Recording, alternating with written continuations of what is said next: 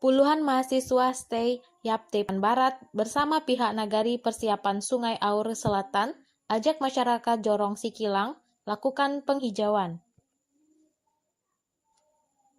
Penghijauan dilakukan dengan cara menanam pohon di sekitar bibir pantai dan di dekat rumah penduduk, dengan tujuan pohon yang ditanam bisa menjadi pelindung. Sebanyak 400 bibit buah-buahan seperti mangga, jambu biji, dan jambu bol yang didapat mahasiswa dari UPTD, Dinas Kehutanan Sumatera Barat, ditanam dan dibagikan kepada masyarakat.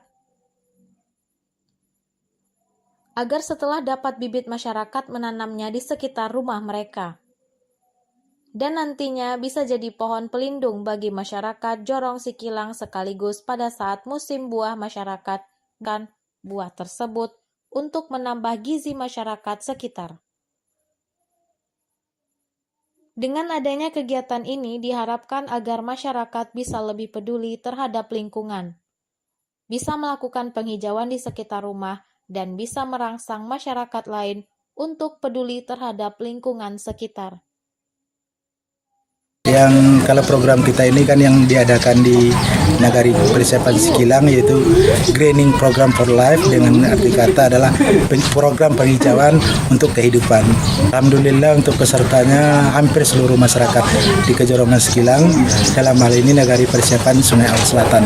Tujuannya adalah sesuai dengan topik kita tadi, adalah untuk penghijauan yang pada prinsipnya nanti otomatis istilahnya untuk pengadaan oksigen dalam rangka mikroiklim. Alhamdulillah bibit yang sampai kita terima di sini sekitar 400 pokok yang terdiri dari mangga dan jambu. Harapan kita ke depannya yang pertama ini kan bisa sebagai penghijauan di samping menambah kebutuhan buah-buahan untuk masyarakat kita di Kejorongan Sikilang. Dari Kabupaten Pasaman Barat, Tim Liputan Minangkabau TV melaporkan.